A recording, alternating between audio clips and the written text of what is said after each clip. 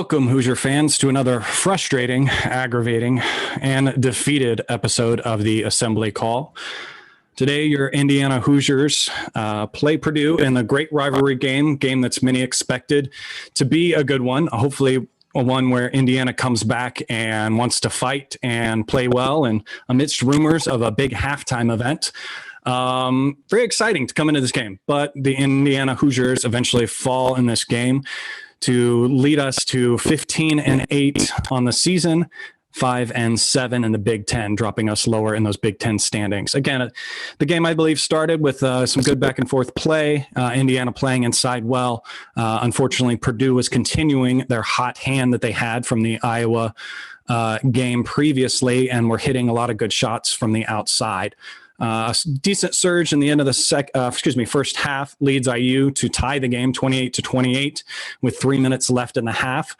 Then sadly, IU goes to not score a single basket for the final 3 minutes of the first half, leading the half score of 37-28.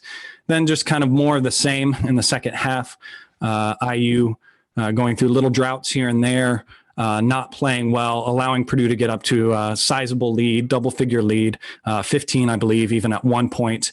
Then with just 9 minutes to go and play, some good in-and-out play, good ball movement, crowd gets back into it, and we're able to get the game within 6, 56-50. But then back-to-back empty possessions puts Purdue back up by 11. Poor shot selection by IU, a little bit of try at the end, a little bit of fight from Al Durham, but in the end, sadly, IU falls in what was very much almost a must-win game for the Hoosiers. I'm your host today, Chat Mob Chad. I'm here with a new face to the Assembly Call postgame show, Noah Freeman. He's from the Indiana HQ, and you'll find him on Hoosier Sound as well. We are today's guest hosts because Jerod, Andy, Ryan, and Coach are all in Bloomington. They were there in attendance today's game, so we can blame some of it on them, I believe. They are now heading over to Switchyard Brewing to prepare for a live postgame show there. So if you are in Bloomington, make sure you stop by Switchyard. In the meantime, we're here to break down all the angles of today's game. And let's start the show as we start every show, and that is with our Hoosier Proud banner moment. Hoosier Proud banner moment, you can kind of guess on this one. This game was always going to be a big one. The rivalry always runs deep and transcends generations with this game. This game obviously had another level to it. This was a star-studded game. We had Mark Cuban, Sage Steele in attendance, Dickie V coming in to call the game. So many ex-players were there. Isaiah Thomas, Quinn Buckner, Scott May, Pat Knight, the 1980 team. Tijon, I think I even saw a picture of. Priller, the Thriller, I think even said that he was going to be there. I saw posts. Future players were in attendance, people that have signed their letters of intent, and many recruits, as well as the whole Assembly Call crew, Hoosier Hysterics. So there's a lot of lead up to this one. But the one person in attendance that was rumored all year was the appearance and return of Coach Bob Knight. It had been kind of a heated topic for many critics, criticizing his return, but a majority were excited for this moment to happen. For me, I'm happy to be able to see him get a chance to have a curtain call moment at Assembly Hall. Yes, it was sad the way things turned out at the end of his coaching career at IU, but the things that IU accomplished in the 70s and 80s under his lead will live in college basketball infamy. IU basketball is a program that takes a lot of pride in the 5 banners that are hung in Assembly Hall. And it would be wrong to not allow this moment to happen with many of those banners being hung by Knight. So at halftime, Bob Knight slowly made his way onto the court for the first time in 20 years. A man showing his years as his health has been declining. As he gets to midcourt to cheers of Bobby from the crowd, Coach looked kind of cautious. Then the former players that were on the court made their way to his side, embracing him, many with tears in their eyes, and I'll admit that I had some tears in mine as well. And that was kind of when you saw emotion hit Coach Knight. A man that is known to often hide his emotions is brought to near tears. The crowd chants, "Thank you, Coach." And you can feel Coach Knight's Coach Knight relax and put aside the fears that the fan base didn't want him there. Coach Knight raises his hands and yells, "Play defense." Later leading the crowd in chants of defense after playing around with Dickie V on the sideline. Coach seems back to his own self, playing around on the court with other players. Coach then slowly made his way off the court as the weight of this moment settles and the lingering, unfinished business finally settles in Assembly Hall. Thank you, Coach Knight. Thank you for coming back again. Thank you for taking that curtain call. We can all be happy.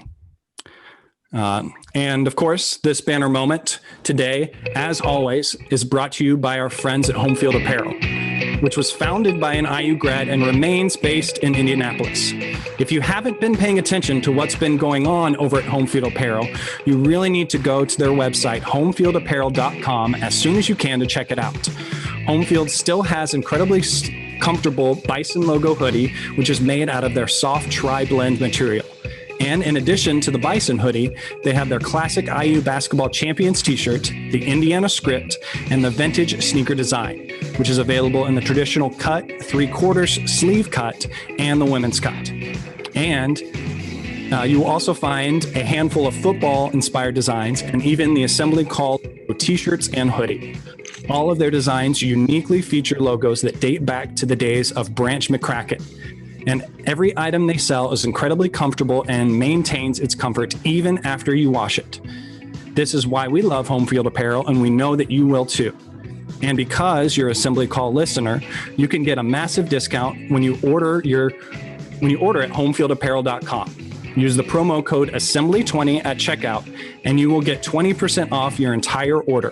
That's everything in your shopping cart for 20% off with the promo code ASSEMBLY20. So go to homefieldapparel.com and use the promo code assembly20 for your entire order, for 20% off your entire order today. Okay, so now it's time to move the ball and find the open man and get some opening thoughts from the rest of our team. Noah, what are your thoughts going of IU's disappointment today? Well, first, it's just great to be on here with you and be able to share just what a day this was. And of course, I wish this was under better circumstances, obviously. And despite everything that happened today and just what a crazy week and basically just where to start. This leading up to this game. And then of course that incredible banner moment today that I think all of us have been waiting for a really long time. But basically I think for my opening thoughts, you summed it up the best, that this was, I guess, not technically to the actual definition must win game, because technically they still have 8 more games left and they've got a Big Ten tournament to make a splash. But this was basically as much of a must win game as you could have it going into home. You've got a Purdue team that was really streaky on the road. They don't really score a lot of points on the road. Yes, the last couple of games for them have been incredible for them, but and this is now the last time I'm ever going to do this. If you ever follow Indiana HQ, Hoosier Sound podcast, I never put out my thoughts. I'm not like Jerod. Every week or so I'll put out, hey, I got a great feeling about this game. But today was the first time that I was like, hey, I really have a good feeling about this game. They're on their longest losing streak for the entire season, 3-game losing streak. They've had a week to stew in this year. They've got different leadership. Now we'll talk about that as we get into it a little more specifically, but you've got a guy like Joey Brunk, which his off the court leadership, we've been able to see all of the stuff he's done in practice and how basically he's not going to let this team quit, at least off the court. And you put that with a week to kind of stew and everything, hopefully, just a shadow of any of this team that you had in late January, early February, would just all of those circumstances boiling up. And home game, you've got a crowd that, especially against like the Michigan State game and almost the Maryland game, was basically a crowd that wasn't going to let this team lose. And it was feeling like a good day. Then a few hours coming up to the game, kind of last night into this morning, you got the rumors that, hey, Coach Knight might actually be able to come to the game again today. Now, of course, we heard that Coach might be coming to a couple games previously, but there was a different feel to this. Dickie V was able to talk about that. And then just building up to all of this, it was just going to be this final culmination of a game. They were going to hopefully win this Purdue game, get back on track, get back in everything. And then it was the game started out, it was okay. And then I think it was just a roller coaster of emotions and then just kept going downhill like we've seen the past few games, the past few weeks for this team. And it was honestly, it was just, I think to sum it up, it was kind of just disappointing with what we've been seeing from this team the past 2.5 weeks. Yeah, I think you nailed it there. And you started to lead into something there that maybe we can attack now, is that this team still, you didn't see that emotional leader. You hoped, like you alluded to, that Joey Brunk was going to be that guy. Joey Brunk with the timeout, the time off, being an Indiana guy, playing at Butler. He's even said going into it that he knew the weight of this game. And while he had some decent minutes and put up some decent numbers within the game, he didn't seem like he was that emotional force. He only brought down 3 rebounds on the day, scored 8 points, played 24 minutes. He wasn't fired up. You didn't really see anyone that was fired up, getting in everyone's face, being that leader. Where do you think that lacked? What do you have any thoughts of where that could come from, or what's happened to that? First, I think I'll preface our entire show that it's probably going to be a very redundant show from the past few games. I think anything we say is basically what all the guys have said the past few games, because that's what it's been. It's been the same performance, the same emotion, the same execution, everything the past few games. And exactly like you said, you would have hoped that a guy like Joey Brunk would at least be able to emotionally lead the team on the court. But I liked a lot of the minutes we got from him, but specifically with the leadership on the court, you didn't necessarily see too much from him. You didn't see anyone get fired up. And you could go through this entire list. I could name every single person, and I don't think there was many people that were even close to being sort of emotional on the floor. And I think what Hoosier fans really want to see at the moment right now is just, you make a big play, you get really excited about it, and you just have fun with basketball. And it's kind of going down to just as simple as just having fun and getting into the game and just getting amped up for the spotlight on you. It's another, again, like I said, a home game against Purdue. The crowd, of course, is obviously there. They're talking about how expensive and ridiculous tickets are on the broadcast. And just didn't come to show. And I think almost the way that I'm talking, just the loss of words is just kind of how frustrating and disappointing this season has been, because again, it's going to be a broken record where you talk about these upperclassmen, and we just talked about Brunk, but Justin Smith, if you put him up there, we saw a stretch from him at the end, but he's never going to be that emotional leader. Al Durham, he's a co-captain, but haven't seen much from him either on the play or in a leadership stance, at least on the court. Going down the list, Devontae Green, I don't know if he's ever going to be an on-court leader per se, but sometimes he can lead with the play. But when you got a performance with 3 points from him, and his first shot basically at the beginning of the game was a 3-pointer, and then it seems like he went 0 from 15 at least after that. And then you got a guy from Deron Davis, another upperclassman that just hasn't been able to get on the court, only saw 5 minutes. Now, it was a great 5 minutes, but it wasn't what this team needed. And just a loss for words, disappointing performance. And yeah, it's a team where we've tried to find consistency. We've wanted consistency out of this team, and sadly the consistency we're getting is bad consistency. It's not what we want to see. Mm-hmm. So I might try to bring him in right here. Let's see if he's got a good signal or something. Jared's trying to join us as he's making the walk to Switch Yard. He might have a good signal. We might be able to hear him. Yeah, we got you. We got you there. So what were your thoughts being there? It seemed from the television broadcast, at least, that Purdue did a good job of taking the crowd out of it. The crowd wanted to be active, but couldn't find reasons. The team didn't give you guys reasons to get going. No, they didn't. That game definitely did not go as planned. I think the biggest thing that I noticed being there in person is everything Purdue does offensively is in rhythm. And their guys are quick and they cut hard and they seem like they know what they're doing, and everything for us offensively is hard. And sometimes it feels like we're figuring it out inside of a possession. And there's just such a stark contrast between those two things. And we were just never really able to get into a rhythm. And then, I thought, once we got it to 56-50, Indiana's making a little run with that small lineup. And we had 2 opportunities to cut it to 4. Trace had a shot inside. Jerome had a shot inside. We missed it. They went down the other end, and I think either Thompson or Boudreau, one of those guys, hit a 3-pointer. And you could just kind of feel that felt like the last gasp for Indiana. You know, and I thought, you know, there were some 50-50 balls, some tough rebounds. They were just quicker to them. And, you know, it was very disappointing being there, watching it. You know, hats tip to Purdue. They played really well. They made plays, and, you know, our guys just couldn't do it. So I got Coach and Andy here with me. You guys want to Hey guys. Coach, you want to Hey, Chad, how's it going? Good, buddy. Good. Tough show for you today. Yeah. Thanks, guys. But now I got to walk past the old Yogi. I think it's a guard issue, guys. I think the guards aren't playing as well as they can, maybe, or not sure that they're maybe good at all right now. So you got to have guards in college basketball to shoot the three, to get the ball to players. I'm crossing the street here dangerously.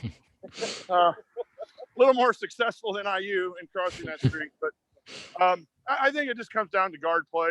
And, you know, people are going to say who's responsible for that. It's either the players or the coach. It's really at both people. They got to play better at the guards. And that's my takeaway. And you live for another day and go get Iowa. Yep. I'll pass it over to Andy. He's probably got something a lot better than I do right now. All right, and Andy, let me ask you a question before you say what your statements are. Being someone that hasn't been to a game yet this year with this team, did you notice anything that you haven't seen from watching it on TV, like anyone talking, players talking with each other, anyone stepping up, being more of a leader, or did it all look pretty flat during dead balls? What did you see that you haven't seen watching it on TV? Yeah, there were a couple times I felt like Jerome was kind of trying to fire guys up coming off the court, but I think we all remarked coming out of the locker room, and obviously with everything that went on at halftime, it was just kind of a odd vibe in the whole place. But just kind of coming out, you just didn't feel like they had a lot of emotion, didn't have a lot of juice, didn't have great body language, and just not really nobody really dialed in. Like Al at a time or two would kind of get a little emotional, but in general, it just continues to not be a very emotional team. And in terms of other just kind of running through the game stuff, I mean, if you watch how hard Purdue cuts on offense and how IU cuts and runs through sets on offense, I mean, I think Jerod mentioned something. Neither, at the very least, to us walking back, like it's almost like it's a different game. So that was kind of disappointing. Just not much of a sense of urgency, as cliche as that is to sound, but coming back after having a week to get ready in a game that I think you guys categorized pretty well as what felt like a must win or close to that, just didn't really have enough urgency, excitement, and anything else. So I don't know that I have a whole lot of other thoughts. I mean, I think that stretch, I think Jerod alluded to it as well. We were texting during the game. It's 56-50. IU has the ball twice in that scenario, the chance to cut us to 3 or 4. Didn't convert, and every time IU made a run, somebody on Purdue would hit a 3, make a good play. So credit to them for that. But it was a disappointing, kind of unspirited effort throughout, I would say. Yeah. Tough game. Updating people that are just tuning in and stuff. The guys are walking to Switchyard Brewing right now. If you're in Bloomington, try to make it to them. Boys, it is snowing right now. Hey. Snowing. And look, I know that game was not a good one, but we got a beautiful February day. We're going to Switchyard, so if you're listening live, come join us. And Bob Knight came back to Assembly Hall. Mm-hmm. So that will be the enduring memory from this game, because I plan to purge all other memories as soon as this Postgame show is over, because I frankly never want to think about it again. So, jeez. Yes. All right. Well, thank you guys for tuning in. Thanks for on that rousing note. Yeah, thanks for joining. Thanks for giving your input, guys. We always like to hear from guys that are there at the game and see what they have going on. And so, yeah, again, join them at Switchyard if you can, guys. Watch yourselves crossing the street and podcasting. I think we're in this first segment here that we have coming up. We will continue to break down Indiana's loss to Purdue. I will point out some meaningful moments you might have missed, and then we will go inside the numbers and to highlight some of the more important statistical notes from the game. You're listening to Assembly Call. Stick with us.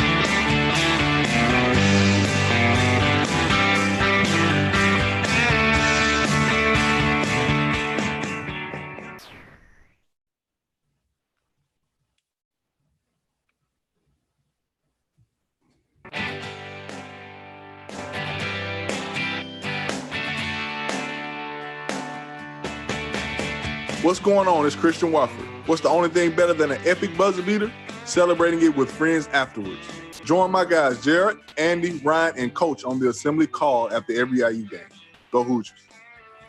All right. Thank you, Christian Watford. You are a player, obviously, we would love to have had in that game today. You are listening to the Assembly Call IU postgame show. I am Chad Schwarzkopf here with Noah Freeman of the Indiana HQ. And we are filling in for Jerod, Andy, Ryan, and Coach today, breaking down Indiana's loss against Purdue. They are currently in Indiana for their annual pilgrimage. We just heard from them before we went to break, back for the IU game. They are on their way to Switchyard Brewing. In fact, I have seen some reports just recently on Twitter that Coach is running down the street near Assembly Hall chasing his wife. I'll chase her all the way from Assembly Hall to Switchyard. Ooh, watch it there. It's starting to snow. Coach, you might lose your footing. It's kind of time right now for meaningful moments you might have missed. Obviously not the greatest thing to try to have to do in a loss, but there were some chances where IU did have some time and chances to get back in this game. After the first time out, Devontae Green and Jerome Hunter came in for the first possession that they were in, led to a turnover between the two of them. Bad pass between them leads to Purdue to score. Then from there, IU has some good defensive stands, and those two guys make 2 3-pointers to bring IU back close to the lead, actually in the lead 11-13. So that was kind of a good moment where IU brought it back within the game and kept it competitive in the first half. Then with 5 minutes left in the first half, crowd was kind of out of the game. Purdue was doing a good job of doing that. Out of the timeout, Trace Jackson Davis is double teamed, and he finds an open Jerome Hunter who hits a 15-footer and brings IU back within 1. Then a good defensive possession on that end from a Purdue miss. Then Devontae Green drives, does one of Devontae's things, but Trace Jackson Davis was there in an aggressive stance, collects and puts the ball back in, bringing IU up 25-28. Crowd gets back in it. Another defensive side leads to a feed to Trace Jackson Davis on the post. He gets double teamed and fouled, putting both field goal or both free throws in out of that next timeout. Actually, that was when IU went up 28. Sadly, that was the last point they scored in the first half and then led to Indiana down like they were ending the first half. Noah, any other meaningful moments you want to hit from this game?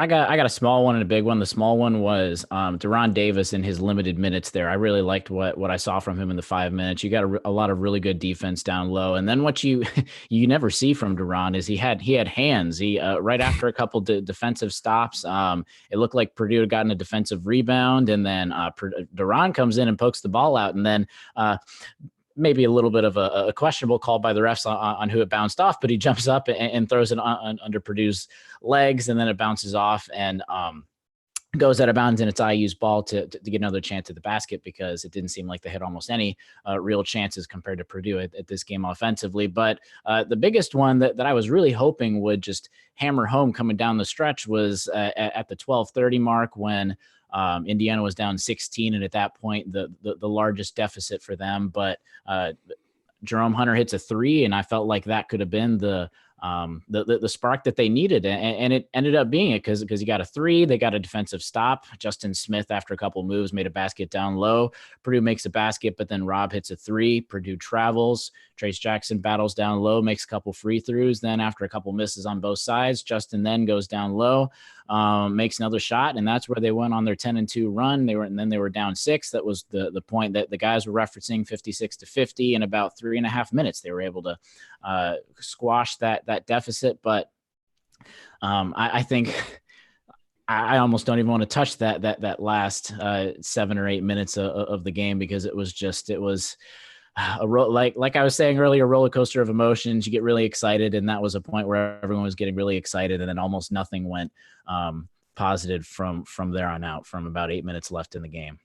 Yeah, and I mean, going away from the meaningful moments and talking about the lineups were kind of up and around, mixing up different plays, and they had good success when we went with the 3 and 4 duo of Jerome and Justin. Jerome had a pretty decent game, playing the few shots he rushed and in 3, but we did better movement and better ball play with those guys in there. What do you think of that lineup? Do you think they had better success? Did you like the bigger lineups? What did you like out of the lineups today?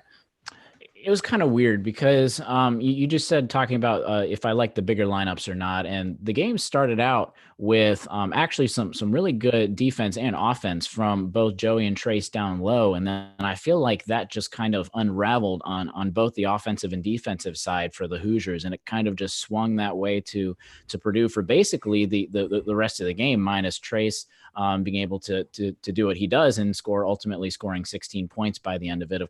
Couple garbage time points, but you look at the points in the paint margin, and except for, again, like I said, the garbage time points, Purdue had 28 points in the paint to IU's 20, which was more like 16 by the end of it. And when you pair that with a rebounding margin of 29 to Purdue and 28 to Indiana, it was something that was kind of weird. I felt like at times it was working, but I felt like overall it wasn't, just because Purdue, of course, has a bunch of big guys that they were able to go to, but you look at one side where Jerod was able to lock down, you're able to lock down Williams for a while, and then you've got Boudreaux that wasn't able to do too much, minus, I guess, the beginning and then the very end, and then you've got Harms that came in and didn't too much except for that 5 straight points that was really at least important for them, but then again, like I said, you go back to the points in the paint, and I don't feel like Indiana won that battle. And then you go to the small ball side where they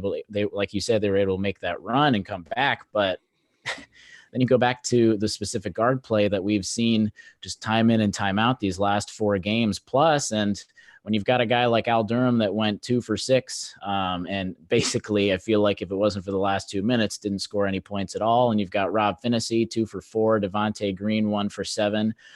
It's hard to get some of those smaller lineups, and it was nice to see Jerome Hunter have a couple sparks there, and then Justin Smith have about 10 minutes of looking like, I guess, Michigan State light Justin Smith at points. But even with some of those, and right now I'm doing the best I can to try and find just any glimpses of good things, because it's hard to talk about the poor things, because we could just unleash a waterfall of how poor this game went. And I don't know. Going specifically to guard play, though, Chad, I had a question for you. And Andy was talking about emotions and everything on the floor. Why didn't we see any, specifically from Al? You saw the very end of the game, the hustle that he had, and how he was attacking the basket and getting after it by the end of the game. Why didn't we see that? Why did it take to going down 15, 16 plus points before seeing some emotion from not just him, but even a good portion of the team? Yeah, Al is one that I expected a lot more emotion out of, and same with Rob. I mean, Rob is a fairly stoic player. We've kind of known that. He doesn't, you don't see him yell, or he just kind of leads by example and never gets too boisterous. But yeah, Al is definitely one that you see more emotion out of. And he, in more physical games, he does tend to get knocked off his game easily. And I believe it was loosely called in those regards. And in some instances, Purdue was really grabbing a lot of the screenplay IU was trying to do. And the refs were letting that play. I think that kind of takes Al off his rhythm and everything. But in regards to Rob, I wonder if there's something going on that we don't know about, just because he doesn't seem right. He doesn't try to do those drives that we are used to seeing, that we've seen before from him. He isn't as aggressive as we've seen. I don't know if he's slightly nursing an injury, or he's playing with a little bit of fear of injury. But he isn't the aggressive Rob that we started to see last year, that we all got so excited to have this year. I don't know what gets him out of it. if he needs a hot game to get going, if he needs what it is, a yelling or what. I do not envy Coach Miller and his staff because it's a hard thing to figure out. How do you motivate these kids? Mm-hmm. Has he tried many different ways? We're not in these practices. We don't know what's going on behind the scenes. We could say that he needs to toughen up these guys and he needs to yell at them. Well, maybe he is, and that didn't work. So he's moved on to plan C, D, F, G. Who knows where he is on this? Yep. Is that something that is fixable in this roster? I don't know. Because we've seen glimpses of a good team. So it's not like it's not there underlying. It's just, it leaves you with that kind of, thought. But the numbers are interesting to look at because from the eye test, you would feel like this team wasn't aggressive enough on the board and everything. But then, like you said, the rebounds were just 29 Purdue to 28 Indiana. And then, neck and neck with that. And then same with that second chance points. You felt like IU did not do good on the offensive glass and getting those second chance points and everything. But you felt like Purdue was getting every second chance point they could and those offensive rebounds. But yet they only had 7 points from second chance to IU's 12. So we won that one. Points in the paint, Indiana 11 to 17. So again, it's strange when you just try to look at the numbers because the eye test does not tell that story the same.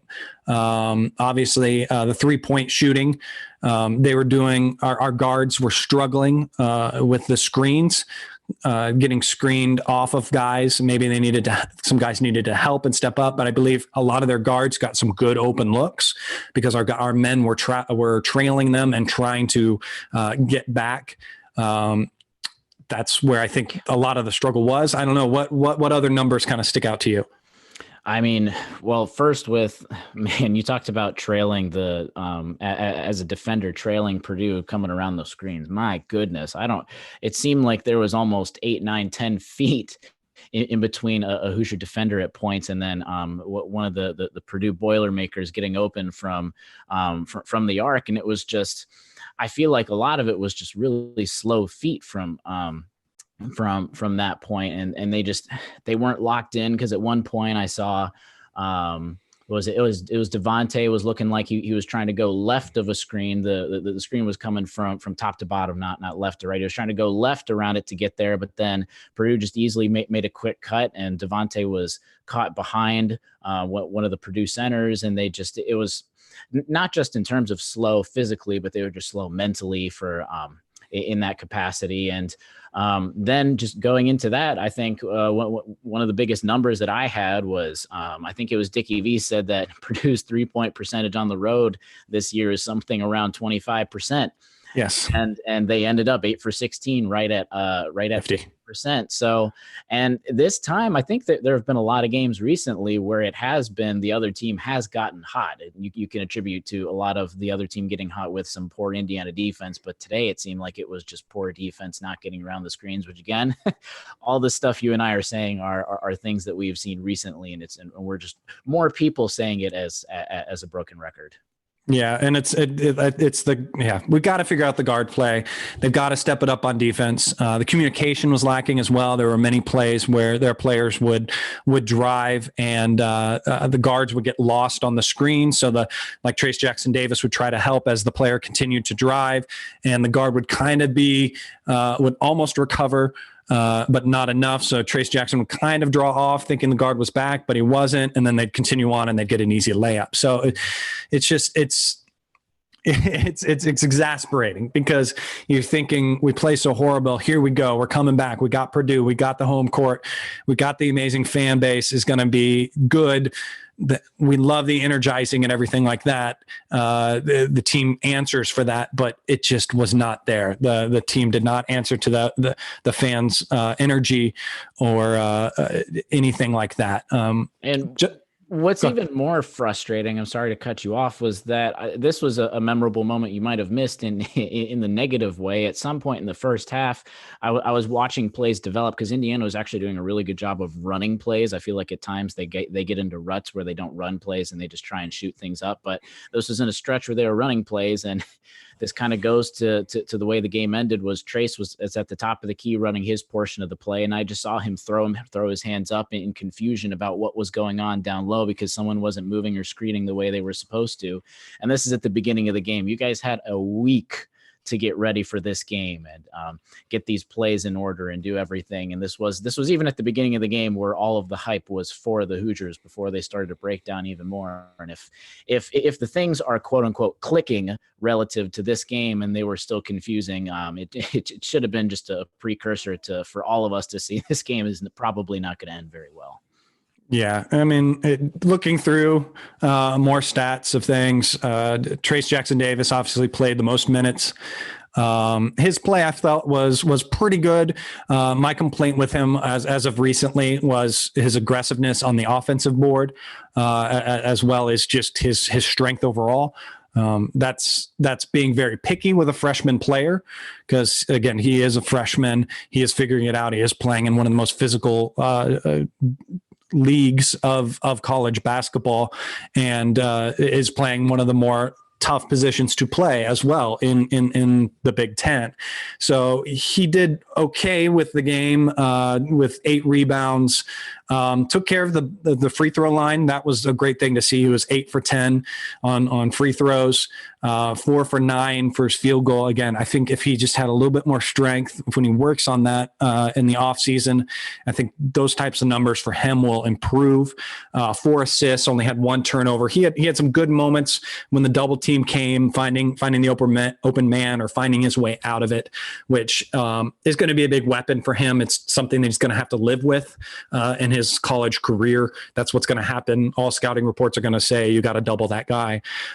So he's one that obviously is going to need to improve as he continues on. Hopefully this year he can find some more of that strength and continue on. Justin Smith, defensively, I think did okay with his man. I would have liked to see him. This was a chance for him to show up rebounding wise. He only had 5 rebounds. I think he got lost in there sometimes running back. I feel like, I don't know if part of the game plan was to watch out for Purdue's fast breaks or something, but I felt like too many guys were running back to get back and set on defense, and we were foregoing the offensive board too much. At least with keeping Trace Jackson and Justin there, Justin can get back. Trace can relatively get back, but they can figure it out before he gets back. We need to try to explore doing that a little bit more often and get second chances because we aren't a good shot knocking down team. So balls are going to be coming out of that rim. So we need to be able to get those and have more possessions for that percentage to get a little bit better. Yeah. Again, we talked on Brunk, Rob, Al. Jerome, I think, is slowly getting better. We'll see him better. Amon Franklin, 10 minutes. He came in, he had 4 points. 1 assist, 1 turnover.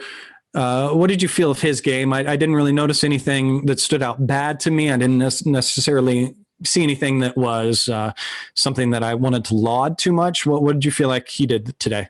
Well, I feel like for Armand specifically, I feel like there's got to be something underlying that we just don't necessarily see because you talk about the eye test, and in terms of the eye test of just watching basketball on the court, you don't see too many mistakes from him. And at this point, it's honestly which guys aren't making mistakes, which is not what you want to see. You want to see who's making plays. But at this point, which guys are making the fewest mistakes? And Armand isn't making too many mistakes. He only had 1 turnover in 10 minutes, and yet we don't see very many minutes from him on the court, not just today, but the previous few games, and he's scoring some points. So honestly, it almost seems like a cop-out answer, but I just don't know because we don't see too much from him, and I'm not sure why he's not seeing the court more than 5 or 10 minutes. Yeah, I agree. I think it's almost it's bad to say something in this regard to want to throw away some minutes of this year, but to prepare for next year. But I think he can grow a lot more if he does see more of that play time. And I think he is going to be an amazing factor for this team moving forward in the future. So why not within these games like this that we have guard play that's questionable and some tough decisions and guys that just aren't motivated, to get that freshman in there and give him some play time. Because I have seen in many games, and while I did see a moment where he tried to make this pass and it almost ended up with an out of bounds play, he is a player that does a good job of trying to get the ball into Trace. He does a good job of lobbing it over, of looking there first. And I think every guard and every player on this team needs to look there first. I don't think very often we do. I think we're busy passing it around the outside before we try to look inside. But I do see him trying to get the ball in fairly quickly within the possession to Trace. And I like to see that. And he did that specifically at one point in this game that I can remember. And it did not lead to a basket and almost, in fact, leaded to a turnover. But it's at least shows that he is following possibly some orders that are coming from the coaching staff that needs to happen. So I read into that in those regards, thinking that coaching staff wants that to happen and is coaching that, and maybe it's getting lost somewhere in translation within the team. Any other stats before we kind of end this segment that you want to go over? I mean, we could talk for 2 hours, or we could just through it and we could live to fight another day. So yeah. Let's try and live to fight another day. All right. Coming up on the assembly call, we will hand out our game balls. Let's see if we can figure out that one. That might be a tough one. And hit any other lingering storylines. Look ahead to Indiana's next opponent. Then it will be time for last call. All that is next on Assembly Call. Stick with us.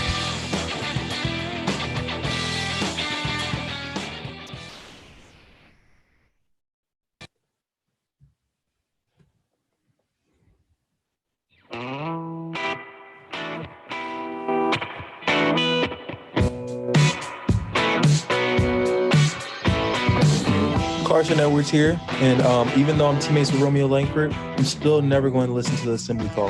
Go Celtics.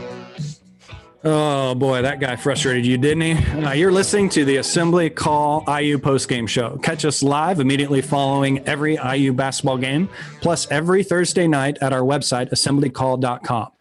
And while you're there, you can go sign up for the free IU email newsletter. Over 7,000 of your fellow IU fans have subscribed. You can also text IU to 66866 to subscribe to the newsletter. That's IU to 66866. I'm Chad Schwarzkopf here with Noah Freeman from Indiana HQ, and we are filling in for Jerod, Andy, Ryan, and Coach today, breaking down Indiana's loss against Purdue, since they are actually in Bloomington today and we're at the game.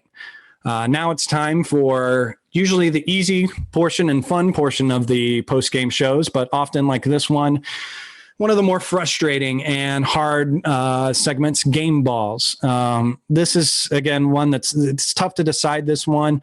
Many times in the season, they have opted not to give one. Noah, where do you head with a game ball in a game such as this?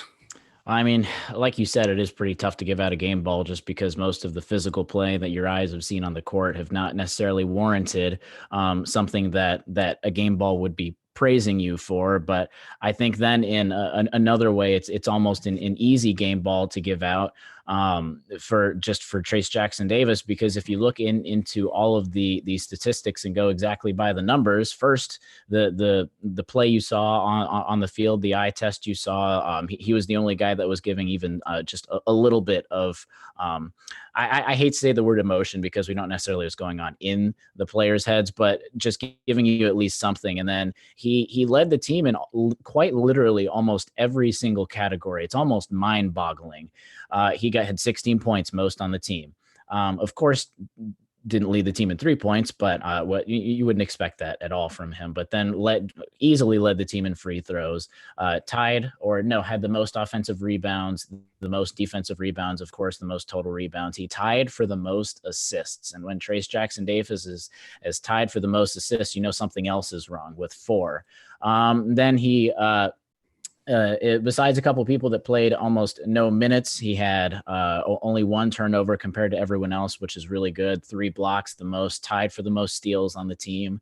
Without Armaan Franklin, the second most plus minus, so literally the most minutes on the court too. So I think at least in that way, Trayce Jackson-Davis is almost the easy pick yet again this season. Yeah. I think you're right there. I think I've got to go there if you've got to give one. And I hate in the world that argues about participation awards, it almost feels like you're giving a participation award in this regard for this game, but I'll give it to Trayce Jackson-Davis as well. So Trayce Jackson-Davis had 9 before then. That brings him up to 10. Joey Brunk with 3, Al Durham with 2, Devontae Green with 2, Rob Fennessy 2, Jerome Hunter 2, Armaan Franklin 1, and no one 1. Justin Smith, again, being the only one that we haven't seen from this. Talking about up-and-coming opponents, obviously next opponent we have coming up will be Iowa. Iowa is, Iowa is 16-7 overall. They're 5th in the Big Ten, currently 7-5. They are currently 17th in the AP. They struggle in the Big Ten away with only 1 win against Northwestern, like many people do. Big losses that they've had have been Penn State, Nebraska, Maryland, Purdue, and Michigan. Those are all their away losses. So obviously coming off a really big loss against Purdue. So going to be a tough one. Obviously, Luka Garza is one of the better players in the Big Ten, someone you want to account for in this game. Do you have anything you want to add about this game coming up with Iowa? Not specifically, because I know the guys want to get back in here, and I think they are having luck with being able to do some sort of post-game show at Switchyard. So I want to be able to give some time for them. But all I'll say is that Indiana HQ, I know I'm a little biased. We do give really good previews on upcoming opponents. So in a couple days, head over to indianahq.com. They do a lot of really good research in there. Check it out, Iowa's upcoming opponent. Then you can also, if you don't have any podcasts, we're going to preview it on our podcast Tuesday night at 8:30 live. And we'll post it afterwards as well, that we can give a little more specifics and talk about it a little longer. Great. Fantastic. Well, I'll just finish off then. One last thank you to the guys over at Home Field Apparel. Remember, because you are an Assembly Call listener, you can get 20% off of your entire order at homefieldapparel.com using that promo code assembly20. So if you want to get a great deal on most comfortable and unique IU apparel that you'll find anywhere, go to homefieldapparel.com and use the promo code assembly20 for 20% off your entire order. And I think that's it for us on this edition of IU Postgame Show. I know the guys will be going live here in a little bit.